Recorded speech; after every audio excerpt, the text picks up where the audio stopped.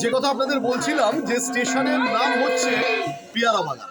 আমরা এই একেবারে পেয়ারা বাগান স্টেশনের ঠিক সামনে দাঁড়িয়ে রয়েছি, আপনারা দেখতেই পাচ্ছেন। এবং গতকাল আমরা দেখিয়েছিলাম বাগদেবীর আরাধনায় এই পেয়ারা বাগান স্টেশন কেমন ভাবে মেতে উঠেছে।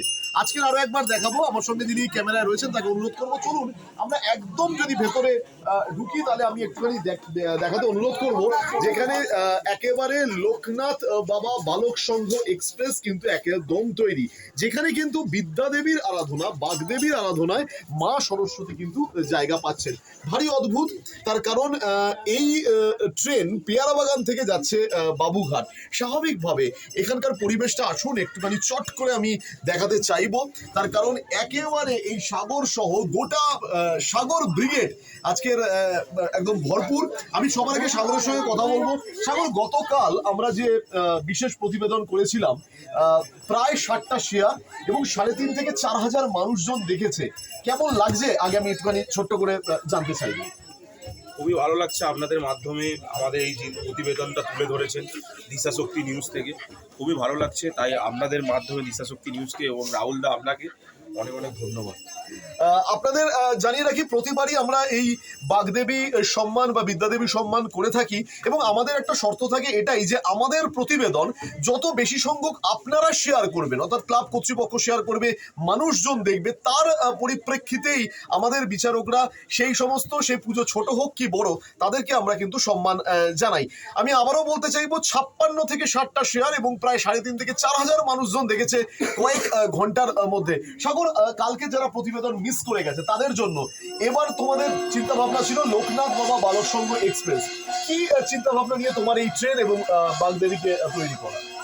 এবারের ভাবনাটা ছিল একটু ইউনিক, মানে অন্যরকম। মানে প্রতি বছর আমরা বিভিন্ন রকম ভাবনা এখানে করে থাকি, তো এবারের ভাবনাটা ছিল পেয়ারা বাগান স্টেশন। আর যেহেতু ট্রেনের নাম আমরা অন্য নাম দিতে পারতাম, কারণ আমাদের ক্লাবের নামে পুজো হচ্ছে, লোকনাথ বাবা বালক সংঘ প্রতি বছর করে আসি।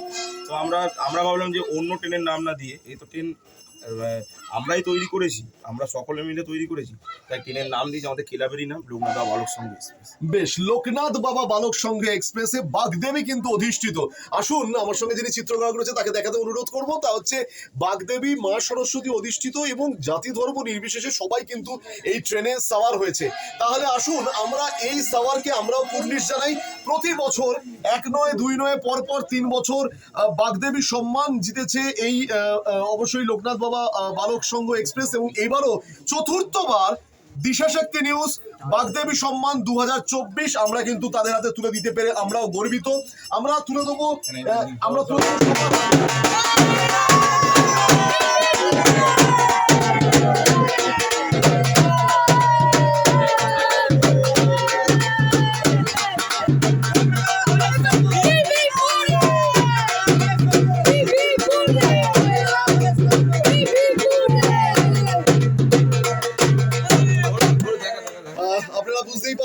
একটা সম্মান কতটা আনন্দের উচ্ছ্বাসের হয়।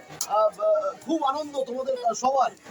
আগে বলো যে মা সরস্বতীর কাছে এইবার কি চাইলে?